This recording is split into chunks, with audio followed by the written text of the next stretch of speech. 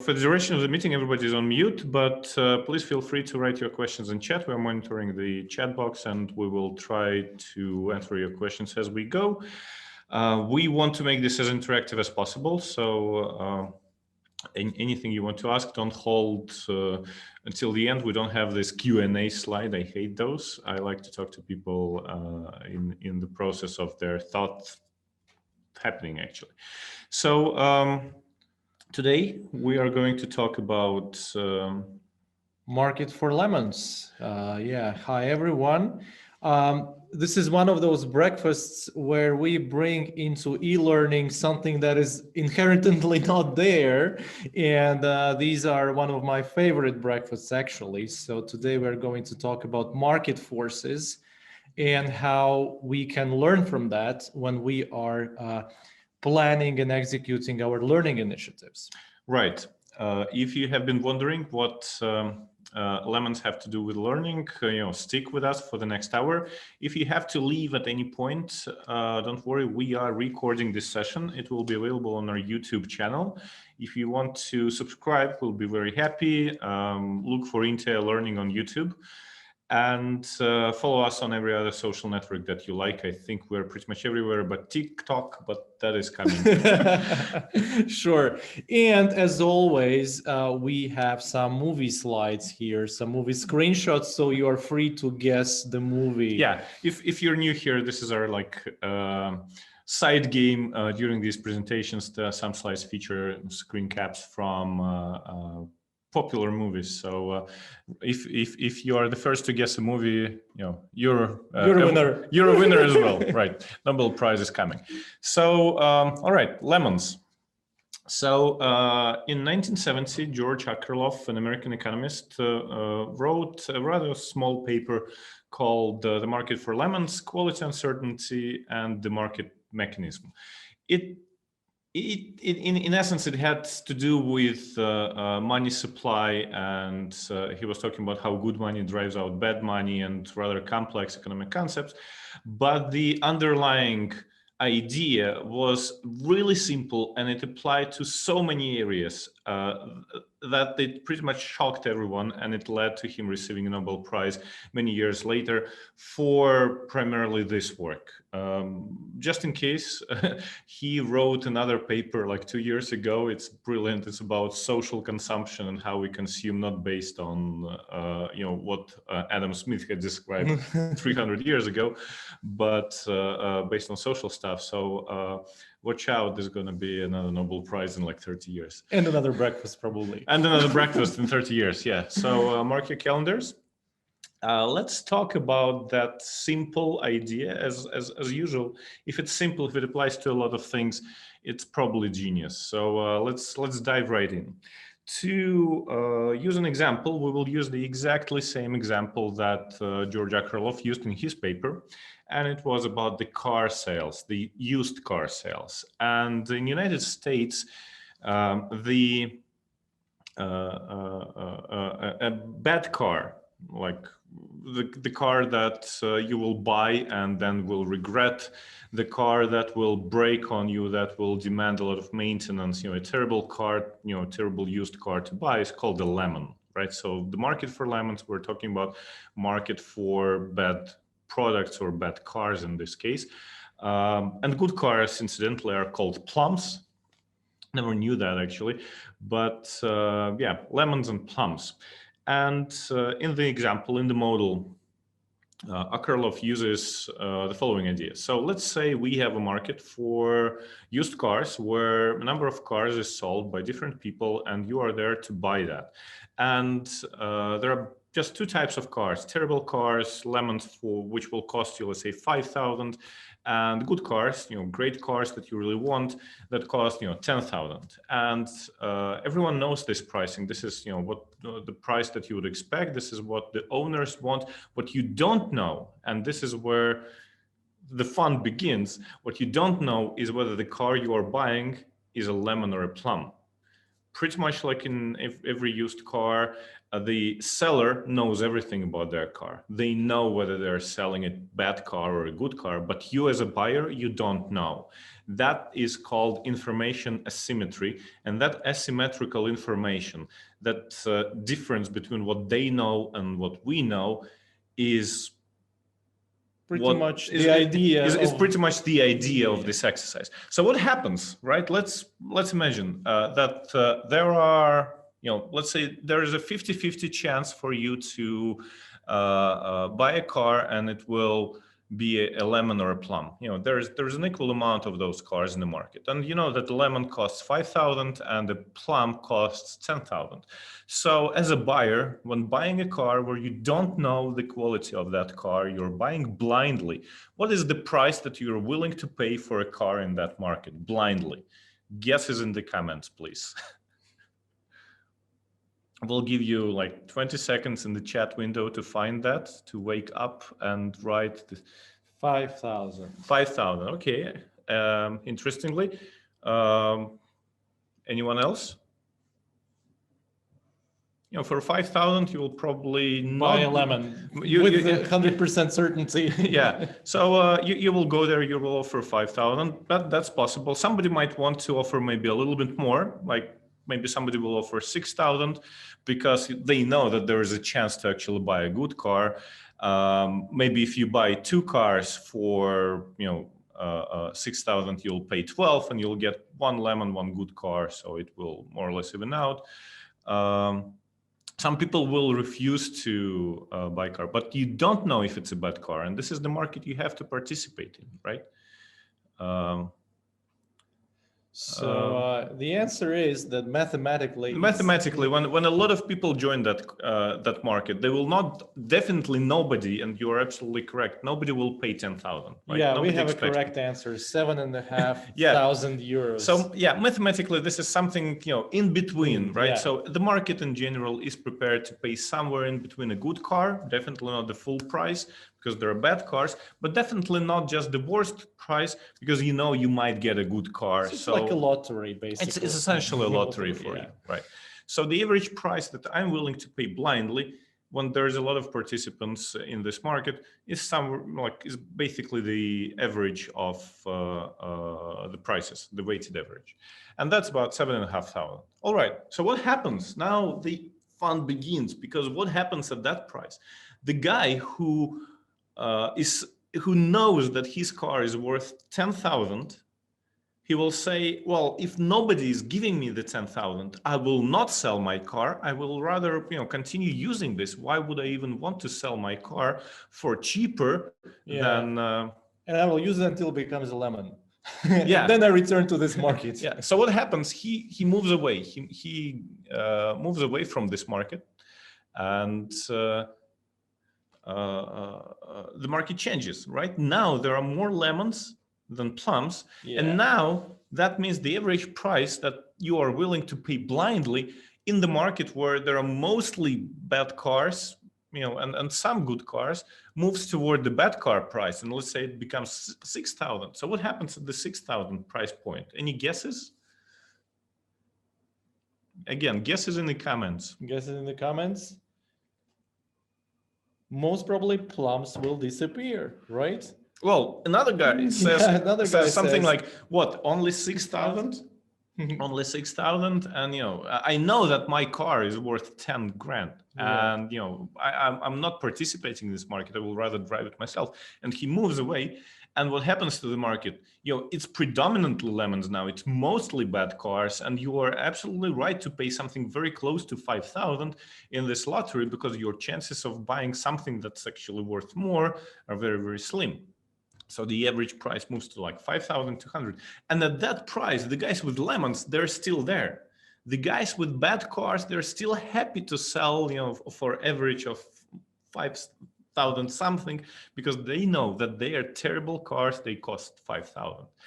And that idea that when buyers don't know what they're buying, they will not want to pay full price, and that will cause the good sellers to leave the market or become bad sellers. That pretty much shook the economy in many, many ways. And this, again, let me just repeat this.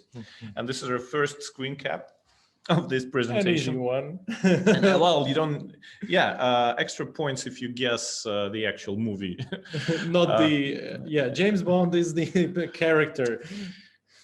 No, it's already there. Yeah, James Bond's the character, but the actual movie is a more tricky question. Yeah. All right. So again, when buyers know less than sellers, when we don't know what we're buying, but the sellers actually know what they're selling, the buyers will not pay full price to good sellers. And as a result, good sellers will leave the market. They will not want to participate when they don't get the price for the quality goods, because people are not prepared to pay for the quality, because they cannot tell the good stuff from bad stuff. And this will keep happening, kind of like spiraling out of control until only bad sellers remain. And that in 1970 or even earlier in 1960s when it was written, this thing has predicted pretty much AliExpress. You know, if you've ever shopped on dodgy Asian websites for cheap stuff, you might wonder, well, you know, the prices are different, you know, the sellers are different, you know, everything's different, but the quality is consistently crap. Why does it happen? It happens because when you cannot tell if that thing that looks good on a picture will actually be any good in real life, if that thing that you're buying will actually be any good in real life, the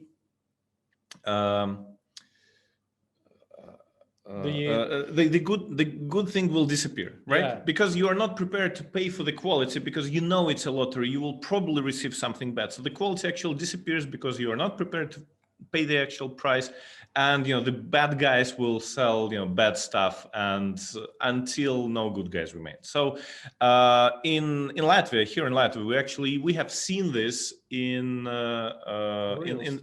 real estate and the construction boom. I specifically chose an image from London, not to offend anyone who might live anywhere in Riga. But the problem was that as a buyer, I cannot tell if it's a good house or a bad house until it's been there for 20 years. Then we will know if it's warm enough, if it's insulated enough, if the neighbors and the neighborhood are good or bad, if the wall will crack, if the window will fall out, if the ventilation stops working. You don't know that when you're buying. And if the seller, the construction company, cannot prove that, you know, this is a quality house, and you cannot tell a quality house from a non-quality house, you are not prepared to pay for the quality house. So for me as a construction company, I don't want to invest in things that you don't see, like insulation, like the quality of walls, like the quality of stuff that is under the paint, and so on, which will mean that stuff will always be bad, right? And until you know a way to tell good from bad, you will always get the bad stuff, because, you know, investing in good stuff does not pay off. You're investing in advertising pays off. Investing in things that you can actually see pays off, right? Like location, for example. But things that you can't see, the actual quality, does not pay off. So it will not be there. And it's not just about selling stuff. It's also about renting, for example, right? So imagine you are renting a place. Is there anybody that's not actually Goldfinger? That's I forgot. It could be Goldfinger. Oh my God. Anyhow, so but this one is Friends. This one is definitely Friends, right? So this also goes for renting. If you ever rented an apartment as a landlord to anybody, or rented, you know, when you are actually the renter, you will know that mechanic. So what happens is, let's say, when a landlord knows less than a tenant, when I'm about to rent my apartment to somebody that I don't know, and I will not know if they are a good tenant or a bad tenant, but those guys know. The guy who is renting in my apartment, he knows what is going to do there. He knows what he's going to do. But to me, they all look the same. I don't know until, you know, a year passes. So I will charge extra for that risk, right? Because, I'm renting to you and I know that there is, let's say, 50% chance that you will ruin my apartment, or that you will run away without paying, or that you will be a pain in the ass in any other sense or form. So I will charge more than I would charge from a good tenant, which means the good tenant will feel that extra for nothing. They're good guys. Why are you charging me? If you ever rented anything on Airbnb, there's a cleaning charge. If you rent something from Airbnb in the United States, the cleaning charge is like cleaning fees, like $150. And I'm like, I leave my Airbnb apartments cleaner than they were when I moved in. I'm the cleanest person ever. So why am I paying this 150? So I, as a good guy, but they don't know, right? They don't know. I, as a good guy, I get charged extra, and I want to kind of move away from that market, maybe not rent at all, right? So good tenants will pay the extra money and leave the market. They will be discriminated, or they will behave as bad tenants. I've already paid for the cleaning. Why should I bother? Exactly. And I just become the bad tenant, right? And this will keep happening, because when the good tenants become bad tenants, the probability of them being bad increases, right? And charging that cleaning fee becomes more justifiable. Maybe Right. you need to charge more, and this will keep happening. This always spirals out of control really fast, until only bad tenants remain, and you are there with your $150 and with a market full of people who want to use those $150 to the fullest of their value, right? Same things happens when you are renting. As you might have guessed by now, and by the way, any guesses what other industries this might apply to? There are two very important industries that we bump into all the time, where one party does not know enough about the other party, and that leads to bad things. I'm almost sure some of our guests today work in those industries. Food, that's true. You're buying, you go to a restaurant, if you don't know whether this will be a good meal or a bad meal, right? You are not prepared to pay for the excellent meal, especially for the ingredients. You don't know if that's how can you check? Yeah, how can you check? You can't check ingredients. You don't know, so you're not prepared to pay for the top level ingredients. You will not see them anyhow, so you will pay something in between the good ingredients and the bad ingredients, which for the restaurant makes it economically unfeasible to actually use the good ingredients. Yeah, so they will use the bad. The other example, software development.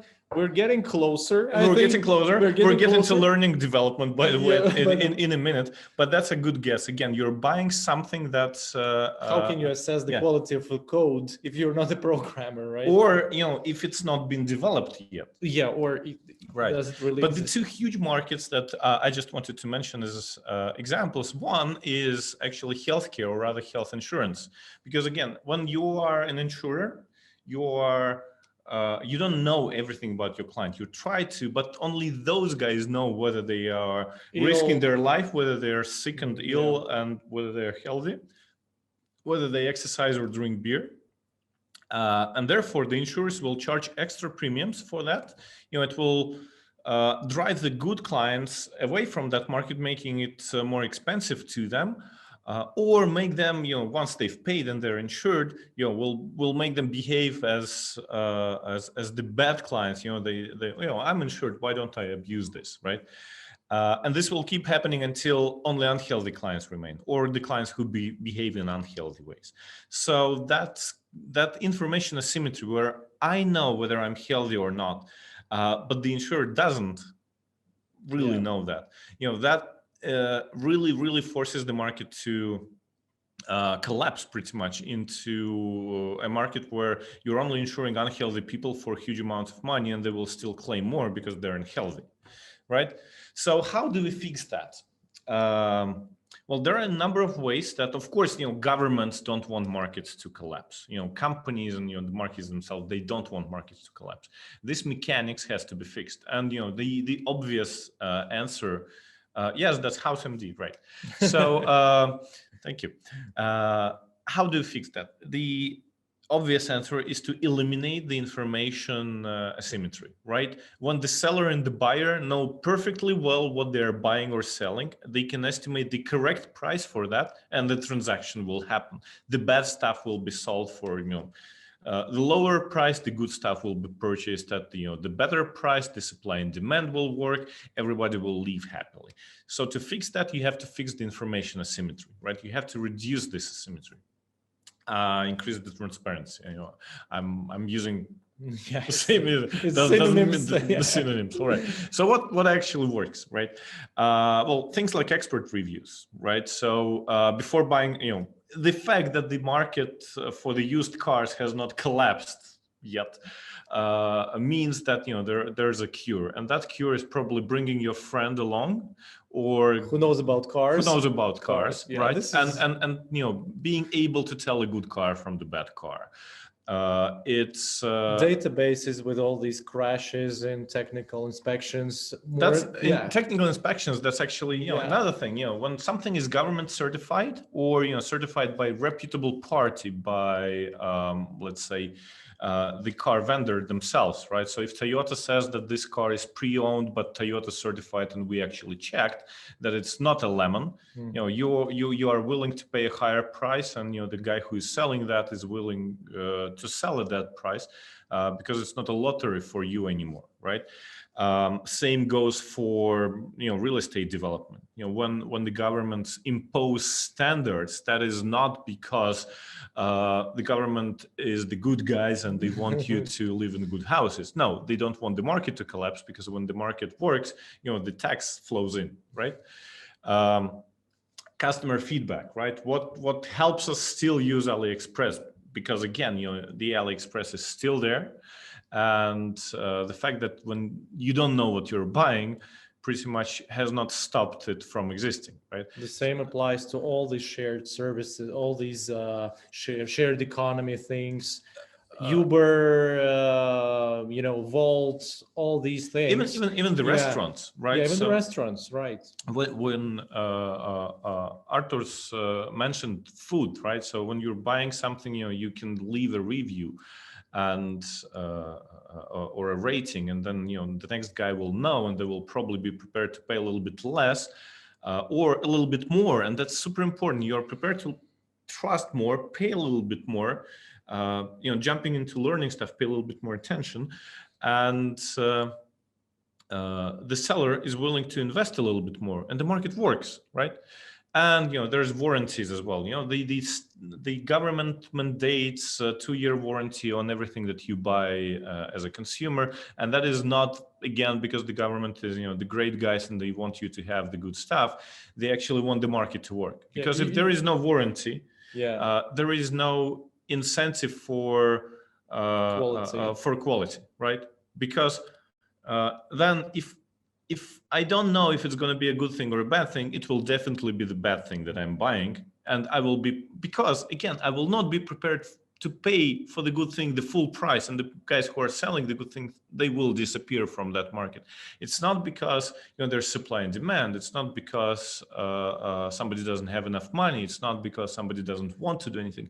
It's because that spiral of those cars on the right-hand side of the screen disappearing will work in any market every time when there is asymmetric information. When buyers don't know exactly what they're buying, or when sellers don't know exactly who they're selling to, in cases of insurance, for example, or rent. So huge question, how does it all apply to learning and development, right? And thank you for sticking with us. If you're still with us, wave your hands at the camera, because we are now in the learning and development part of our presentation. Before we proceed, do we type a plus in chat if you understand the concept, right? Yeah, let's just check that. Yes. How information asymmetry drives the good guys away, because you are not prepared to pay them full price, because for you, this is not buying a good car. This is a lottery for you. So the good guys, until you pay them full price, they will not participate in this market. And the worst thing is that it's like a scale, right? So as soon as one guy leaves, there are more bad guys, proportionally more, and the process just accelerates until the market just collapses. So how does it apply to L&D? Well, first of all, and you've touched on that. Vladimir Thank you. Was right talking about buying technology or software development. Buying software development, buying e-learning course development, buying platforms, like let's say ready-made stuff. It's also buying, a cat in a bag. And one famous thing is massive online courses, right? So MOOCs. Is that before you begin anything that's offered to you online, you really don't know if it's useful or not, right? So are you prepared to pay full price? Someone comes to you and says, okay, well, do you want to participate in this learning marathon, right? Do you want to participate in our online webinar? Do you want to participate in our massive online course? And you don't know the quality, and they will tell you all the great things, but you will not know until you are at the end of it, right? So how do you buy that? How do you buy that? And the answer is that you will be prepared to pay something in between, the good learning and the bad learning, which means the guys who are selling the good learning will not get their full money and they will leave. Yeah. And we've been over that for the past half hour multiple times. Guess what happens? Only bad stuff remains, right? So unless there are ways to introduce this transparency, it will not happen. Same thing happens when corporations buy huge course libraries where you can't check, physically, you cannot check the quality of 20,000 hours of learning. Right? So a vendor comes to you and tells you that,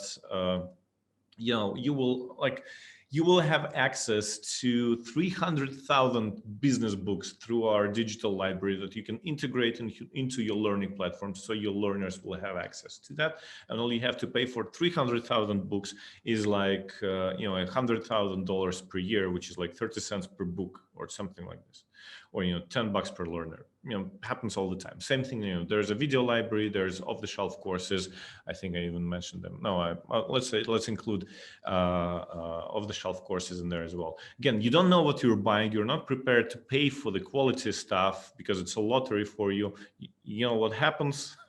Yeah, it's bad stuff. You can guess. Same thing with things that you can't check. Today, a lot of software vendors will tell you that our software runs on artificial intelligence, neural networks and whatnot, machine learning, all those fancy words. And bring in a friend who understands artificial intelligence, or let them you cannot check it. Exactly. Bring a friend who can ask the correct questions. Yeah. Otherwise, there's a chance that AI powered software is not actually powered by AI. Why? Because the buyers who cannot tell whether it's real artificial intelligence, like real machine learning, or it's just a lot of hot air and very simple algorithms. If they cannot check that, then they will not pay you the full price for that. So people who actually invested into AI, they will not participate in that market. They will say, okay, well, nobody's prepared to pay for that. So until we can prove that we have that, and that is, the general idea that, to reduce that information asymmetry, either as a buyer, you have to be prepared to prepared to actually dive in and understand the good from bad, or as a seller, you have to make sure that people understand the good and bad. So if you're a good seller, you want people to trust you. You want to build this trust. You want to bring in the government certificates. You want to really distinguish yourself from the bad guy. If you can't distinguish yourself from the bad guy, you will be out of that market pretty quick. So that's one thing where it applies to you as people who buy learning and learning products on a personal level or on a corporate level. Now, the next thing actually excites me. I forgot about this slide. We have. So, why don't you explain this for us? So how to get a good price from INTEA? Yeah, exactly. So and let me be completely honest with you that, of course, for us, being a vendor, it works the same way. How can we distinguish bad clients from good clients, meaning clients that are sensible, easy to work with, organized, participative, responsive, responsible, not risky, not changing requirements every day, from the bad ones, right? It's always a dilemma because especially when we meet a customer for the first time. I mean, you are corporation ABC, so okay, so how do I work with you? So what do we do? We act as an insurance company, right? We want to certify. We will add premium, right? We'll add this risk premium to compensate this insurance to compensate for these risks, unless we can certify you. So the only way for you to get a better price from us is to reduce the asymmetry, right? And prove that you have the experience with learning and development and e-learning, that you have a track record of good projects, maybe with other vendors, maybe something a bit different from e-learning, but we know that you're organized, that we have to see the project ownership, that you really want this project to happen. There is somebody, one person, preferably, again, more people, more risk premium, right? So a project manager has to be in the picture with, again, their experience and, of course, goal, purpose, deadline, and so on. So whenever you want your vendor, and I'm not talking about INTEA only, you want to get a better price, make an effort and explain them why you are going to be a good client, because nobody wants to lose good clients, but we have to distinguish lemons from plums, right? Exactly, because and that's the nature of learning market and software development market. In many cases, you set a certain budget, you fix that, and then it becomes the vendors, it becomes our risk whether this project will actually take more effort and time than we have set in that price. So if we don't know if you are a good or bad client, we will assume that you are somewhere in between, and we will set the amount of hours and the price for that whole project somewhere in between, the good and the bad client. Right. If you turn out to be a great client, that means you have, probably overpaid a little bit for that. If you're if you turn out to be a bad client, we still kind of lose a little bit of money, but not all of it. So for us, it's that risk that we will try to mitigate. And next time you're in a meeting with any vendor as a representative of your corporation or your organization, make sure that you not only ask questions about whether they are good enough, their experience, their track record, their project ownership, their purpose in life, but you also tell about yourself properly, because that will guarantee you a lower price, because you will not incur that risk premium that we have to put on you until we know that you're a good guy. Yeah, or if we've done a couple of projects and you know who you are, the good guys and ladies in this chat are definitely because to put it very simple, very often we receive it in say a request saying basically 2 sentences: we need a course about X, it's a 40-minute course, give us a quote.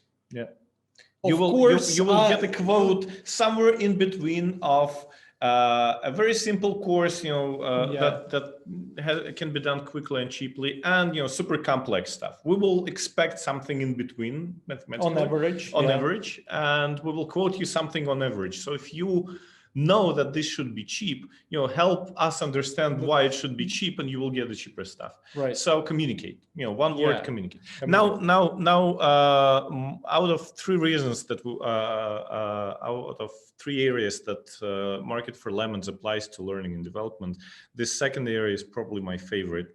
Yes. Fight Club. And we have a winner, correct? So before we begin, I want to remind you, and we have talked about this for a year now. For a year now, right? In our breakfast on marketing, in our breakfast on sales tricks, find them on YouTube and watch them if you haven't seen them.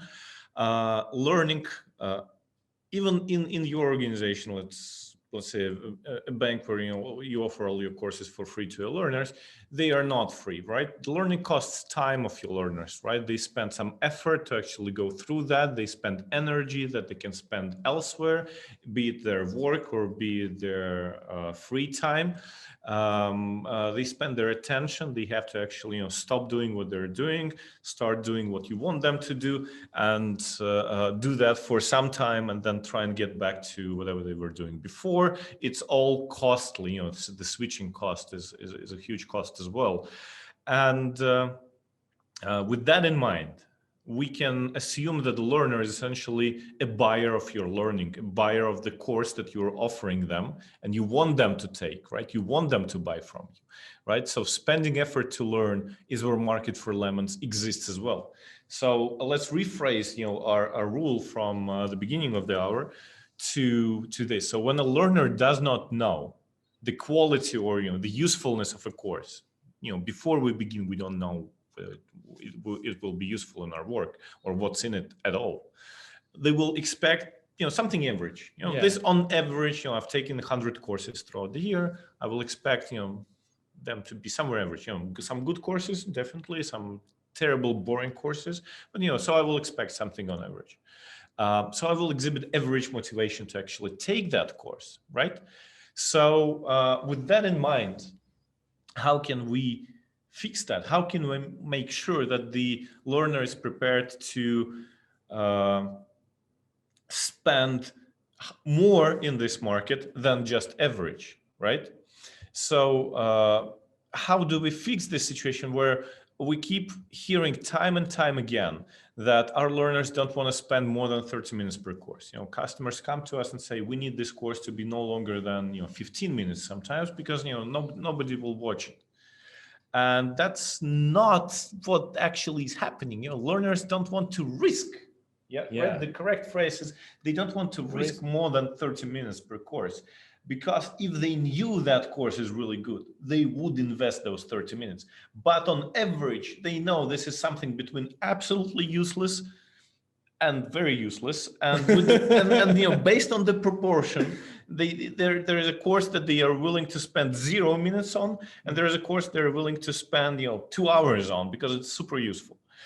Because they do spend 2 hours on some other stuff, including learning, learning through YouTube, including learning through doing stuff, including learning through talking to people, including learning by going to conferences, including not learning but doing something else. They have the 2 hours. It's a question of priorities, right? It's like with money. I have the money. Are you my priority? Do I want to spend it with you, right? So I don't want to risk my money. I don't want to risk my time, my attention, my energy on something that I expect to be somewhere in between, excellent and terrible. And depending on the proportion, I will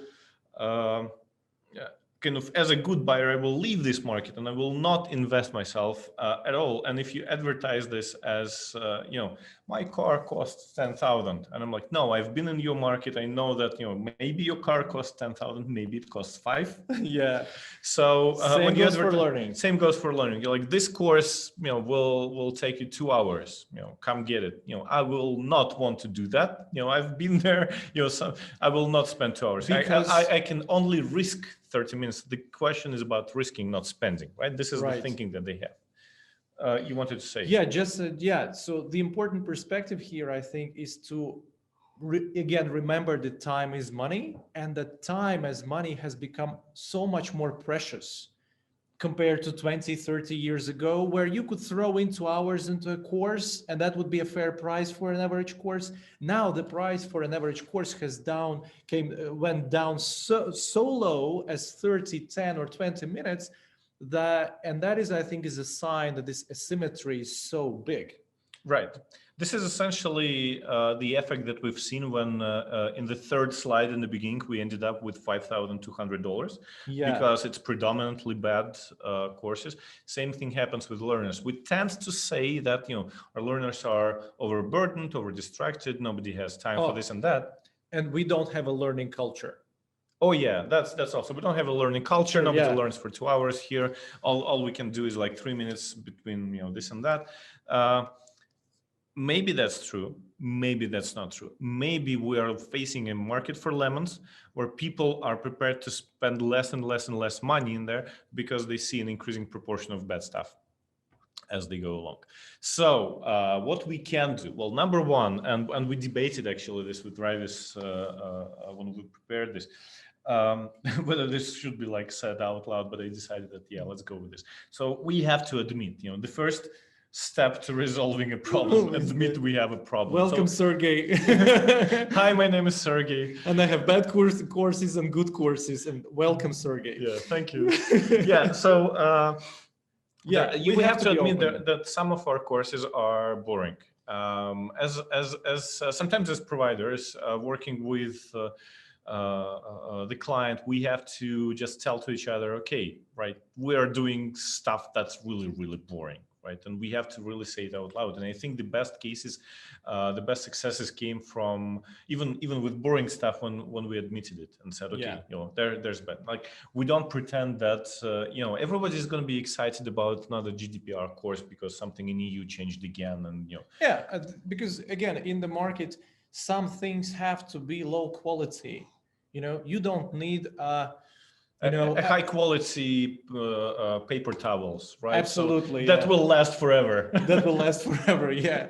Or silverware made from gold for everyday use, you know. So you don't need top quality all the time. Same goes for learning. Some courses, like compliance courses, they don't need, they have to be cheap, you know, to consume, cheap.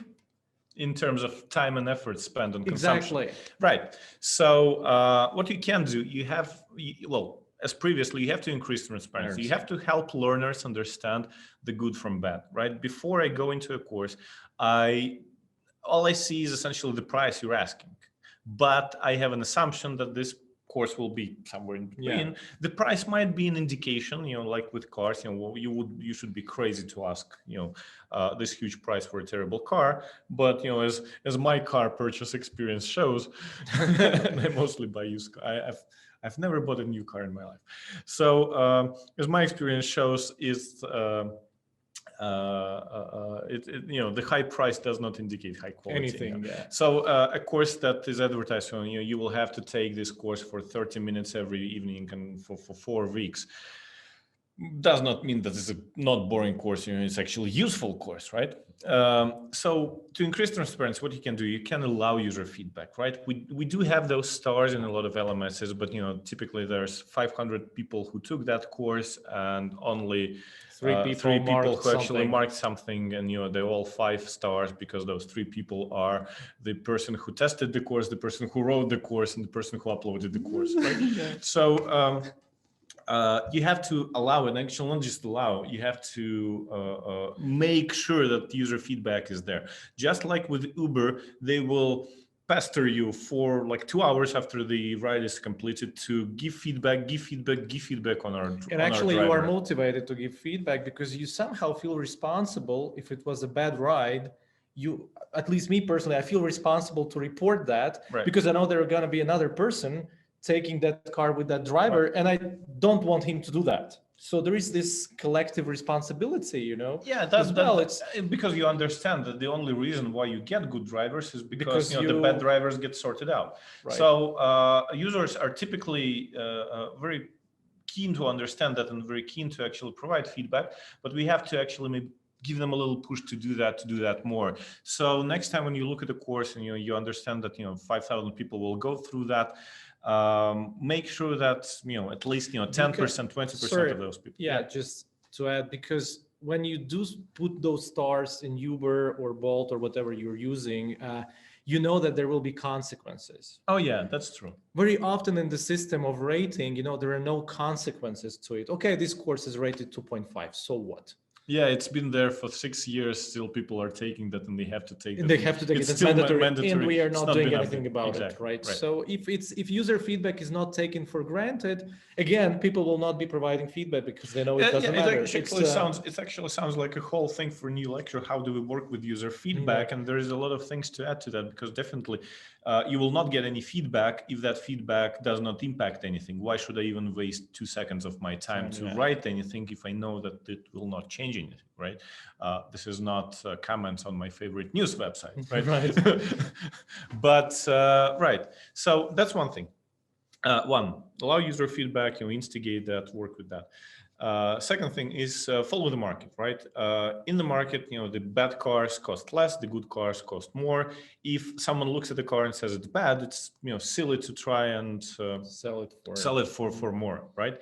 That does not happen in learning, right? If we keep in mind that time is money, that the price they're paying is their energy and attention, it actually turns out that bad stuff is more expensive, right? We say this is a boring course, nobody wants to do that.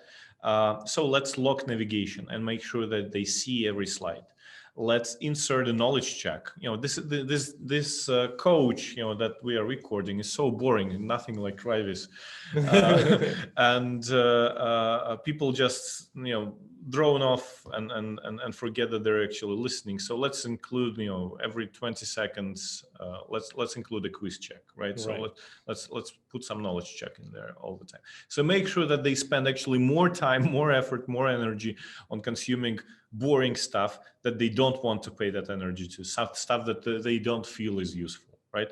So, and again, every time when we say boring, it's not just about boring, it's mostly about useless, right? Yeah, people will listen to useful, boring stuff like breakfast all the time.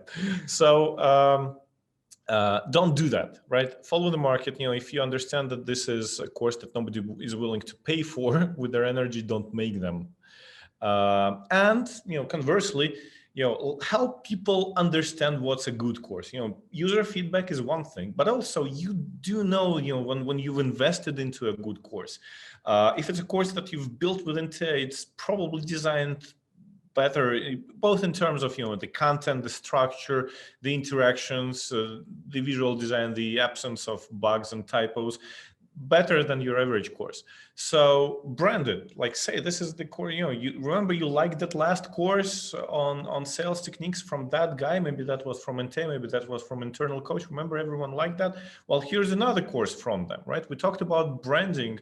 Again, we have a breakfast on YouTube that you can find when we talk about branding.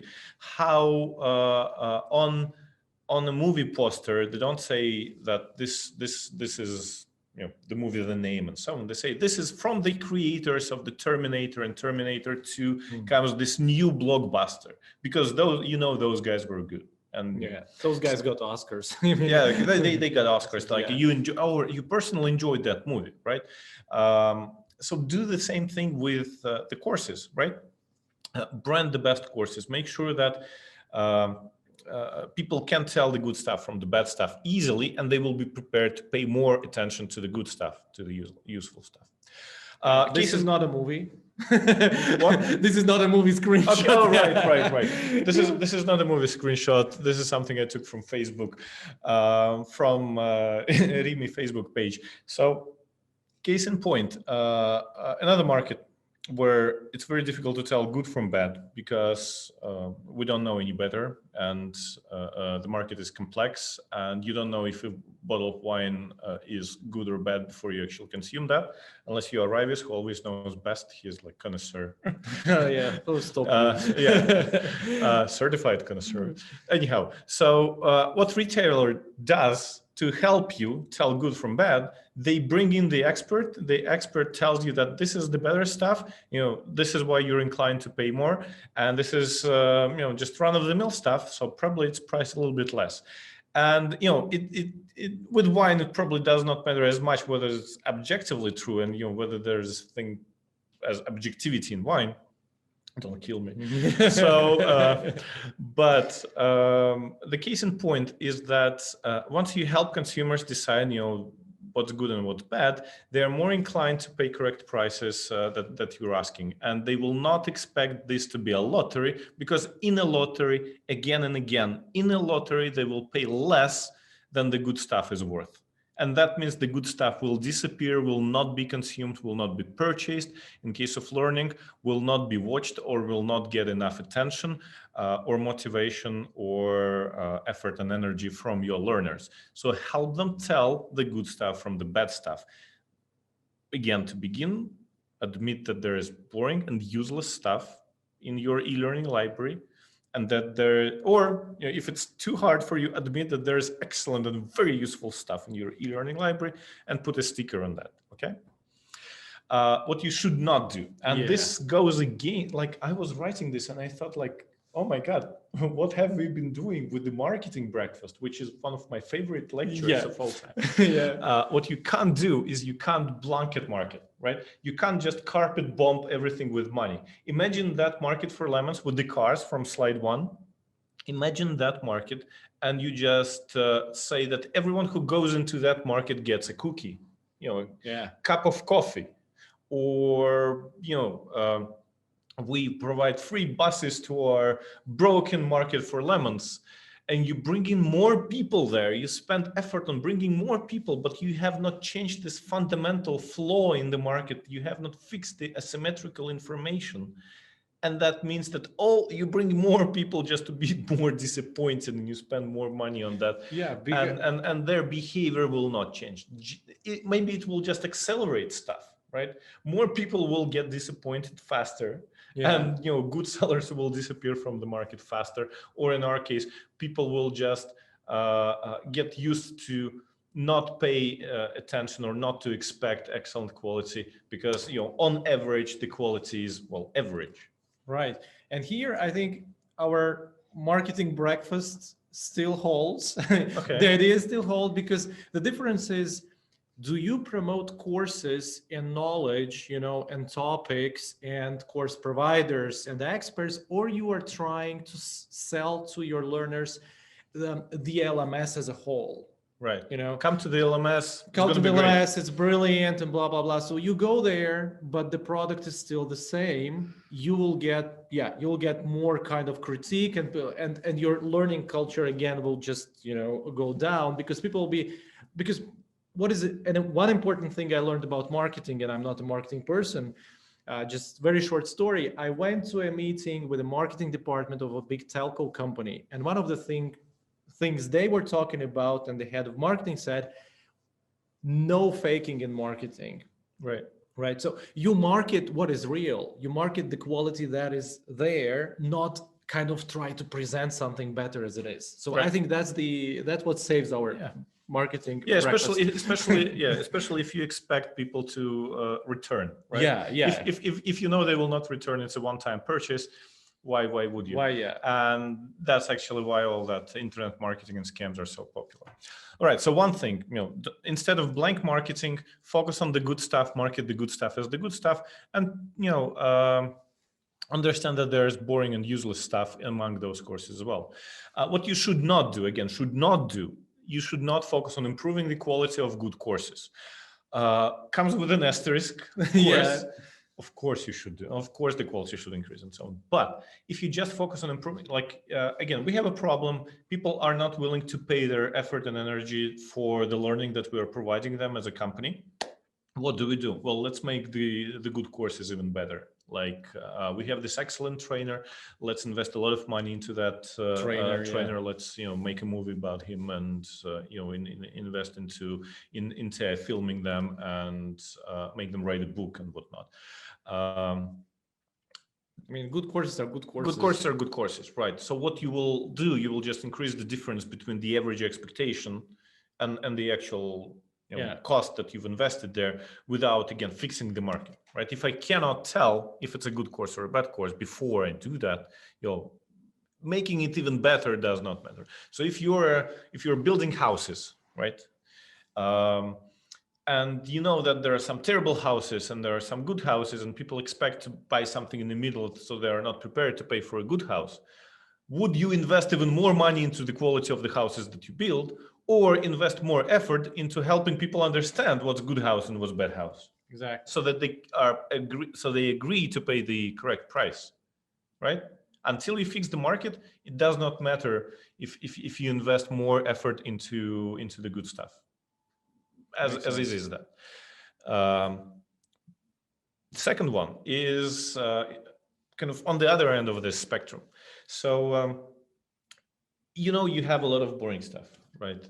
And useless stuff. And maybe it's been there, for ages. Maybe it's something that your, corporate headquarters from overseas is making you do or something like that. It's regulatory and compliance and so on, like boring stuff. People don't want to do that. They don't, they go in and they understand that they don't want to spend their money, their energy with you.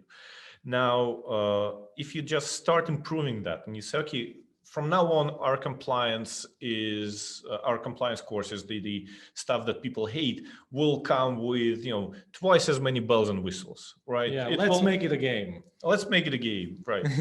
Exactly. We need this to be more engaging and so on. Until people know, the good from bad, they will not, the useless from useful, they will not participate in that market, right? They will still come expecting, and this will be a wasted effort. So before you do that, and you definitely should improve bad courses, and you definitely should improve the good courses. But it's not the first step. Yeah, but it's not the first step. The first step is to make sure that people can tell the good courses from bad courses, the useful stuff from the useless stuff, and then they will be prepared to invest more effort into the useful stuff, and they will still be prepared to invest less effort in the worst stuff, but it will not affect their thinking when it comes to the really useful stuff. Okay, so what this is pretty much the end of the hour. So one last thing is when you develop learning content, and this is where the market reverses, right? Again, we go back to our rule, not our rule, George Akerlof's rule. We just tweaked it. Yeah, and we tweak it to suit our industry, so to say. So let's say when we cannot distinguish, we as learning providers, people who manage learning, when we cannot tell the good learners from bad learners, the motivated people from not motivated people, we assume some average motivation from our learners, and we act as if our learner is averagely motivated, which drives the good motivated learner away, because we make stuff more expensive than in terms of effort than it should be.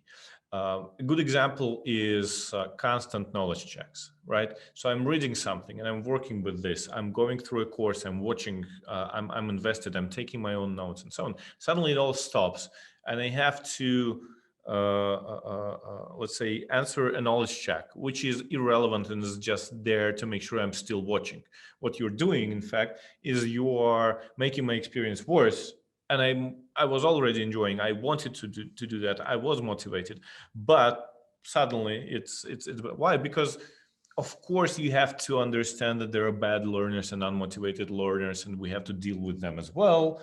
And for the sake of those, unmotivated people, you the motivate. If you've ever been, if in school you have been the kind of straight A's kind of person, that feeling from school where the teacher is aiming for the average or even below average or the worst performer. And that's the worst situation. Yes, there, right. Then at you, and you become bored and unmotivated. We often do that in our learning and development, because we can't tell the teacher in school. That teacher can tell the good guys from the bad guys, and with the good guys, with the motivated, with the smart kids, the teacher can actually provide some extra exercises. While we deal with this guys here, you come and you do this, prepare for yourself for the contest, the next week or something, or just go home, let this motivate you while we do this. So can we do that in our organization? Can we tell the motivated learners from not motivated learners? Can we help the motivated learners stay motivated? Can we deal with the harsh measures with the bad learners alone, not carpet bombing this with knowledge checks and things where you can't skip slides, or we made this video so you have to watch 100% of this, and you cannot skip and you have to sit there. And if you switch to a different window, it stops and you have to go back for it to resume playing. And this is the terrible user experience, but we have to do that because some people will not watch this video even if we pay them to do. So I, as a person who actually wants to watch this video and wants to jump around this video and wants to rewatch this again and so on, I'm punished, right? So don't punish the good learners because they will become bad learners, right? And only bad learners remain. And you will be right, and your average assumption of average motivation will go even below. Yeah, and this is what creates a situation when companies complain we don't have a learning culture, because you cannot build a sustainable, good learning culture if you act according to this scenario. Absolutely. Yeah. So what you can do, right? So Yeah. this actually, we're at the end of the hour, so I'm trying to fit this in because I think this. So failure to failure to recognize motivation drives these people away, spoils this culture. Absolutely. And the more it spoils, the more you drive away the good guys. And this is a spiraling circle, which spirals down the drain, just like the market for cars, unless you fix it. So what can you do to fix that? Well, first of all, don't punish the competent and the willing. Try to assume higher motivation than average. Actually, try to switch the dynamics. Try to focus on the good kids, on the smart kids in your class. Maybe the others will rise up to them rather than those guys will be going down to their level because nobody recognizes them anyhow. So try and distinguish the good from bad. Right? Try and put those correct price tags on the bad and good cars or the average cars to make this market work. At least allow the good kids to skip the class when you when they can, if they know that stuff. Test out, knowledge check at the front of the course. You pass it with 100%. Now the whole course, is optional, right? Yeah. Because you know this, right? We work with wide audience. Why should we punish everyone equal? And of course, don't make boring and useless courses more expensive. This is a terrible dynamic, right? Nobody's paying attention to our course, so I will make you pay attention to my course. You don't trust me with 15 minutes of your time. I will punish you for that. I will make sure that you sit down and you spend those 15 minutes and so on. Just agree that there is some useless stuff. Make it easier. If you can unlock navigation, unlock navigation. If you can provide test out options, provide test out options. Do not try and consume more of people's energy on the stuff where they don't want to. Try and use their energy in the courses that they feel are useful. Try to understand what's useful or not. Try to understand who's motivated or not. Try to reduce the asymmetrical information in everything that you do, and your learning will flourish. Extra tip, subscribe to every social network that INTEA has. Watch this and other recordings on our YouTube channel. And for the first time in 2 seasons of INTEA Breakfast, we are ready to announce the next topic right inside this breakfast, and Dart, our marketing manager, will be happy with that. So next time we will talk about startups and vitamins. What do vitamins have to do with learning, and what we actually mean by vitamins, and what we can learn from startups, from stuff like Tesla or SpaceX, or a startup that's maybe sitting in your next garage, and how they think, and what we can take from them and apply in learning and development in our organizations.